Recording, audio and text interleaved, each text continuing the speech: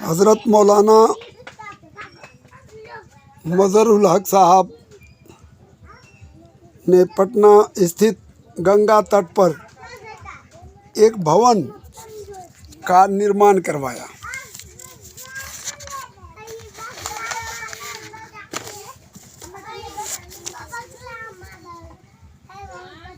जहां गांधी जी पटना आने पर ठहरते थे, जो आश्रम के नाम से जाना जाता था, यानी जो आश्रम के नाम से जाना जाता था। 1920 में इस भवन को इन्होंने कांग्रेस कार्यालय हेतु दान कर दिया, जो आज सदाकत आश्रम के नाम से प्रसिद्ध है, जहां आज कांग्रेस का राज्य कार्यालय अवस्थित है। इन्होंने अपनी ज़मींदारी से संबंधित सभी मकान और ज़मीन को राष्ट्र के नाम समर्पित कर दिया तथा सभी अंग्रेजी पोशाक को अपनी जन्मभूमि बहपुरा की जामा मस्जिद के समक्ष अग्नि, ये 1930 की बात है, अग्नि का हवन कुंड में डाल दिया। इन फ़कीराना वस्त्र धारण कर लिया। ये फ़कीराना लिबास पहनकर राष्ट्रीय स्वतंत्रता संग्राम में कूद पड़े। गृह स्वशासन, होम रूल आंदोलन, चंपारण सत्याग्रह, खिलाफत आंदोलन एवं असहयोग आंदोलन इत्यादि में इन्होंने अहम भूमिका निभाई। इनकी पत्रकारिता के संबंध में भी मैं थोड़ा रोशनी डाल दूं।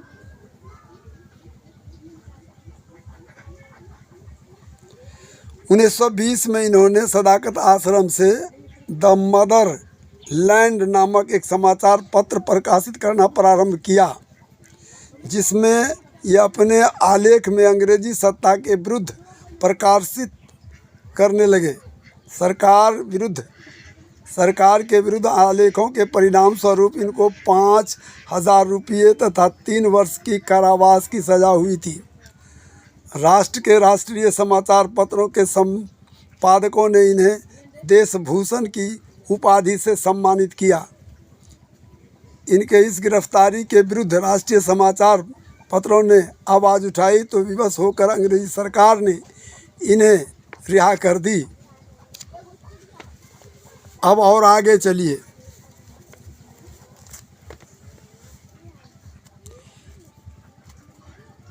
उन्नीस 1923 और 26 ईस्वी तक ये सारण डिस्ट्रिक्ट बोर्ड के चेयरमैन पद पर भी विराजमान रहे।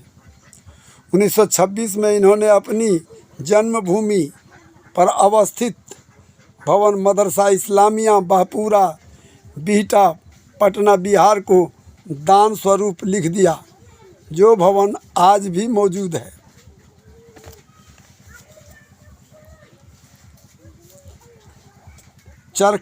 ये चरखा संघ के संस्थापक थे।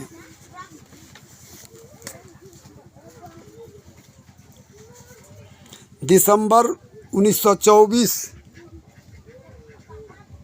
में बेलग्राम में कांग्रेस का अधिवेशन हुआ था, जिसके अध्यक्ष महात्मा गांधी थे। इस अधिवेशन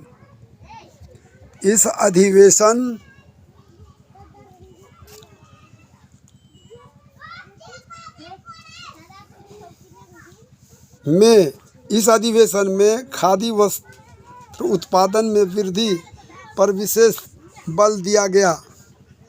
खादी के प्रचार प्रसार पर विशेष ध्यान देने की आवश्यकता महसूस की गई।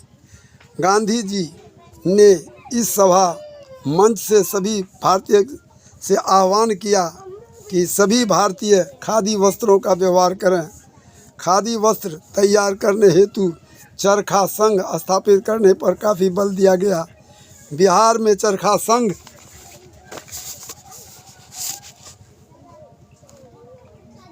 स्थापित करने की जिम्मेदारी मौलाना मज़हरुल हक एवं डॉक्टर राजेंद्र प्रसाद को सौंपी गई। इस हेतु बिहार में चरखा संघ के संस्थापक के रूप में इन्हीं दोनों राष्ट्रभक्तों को माना गया।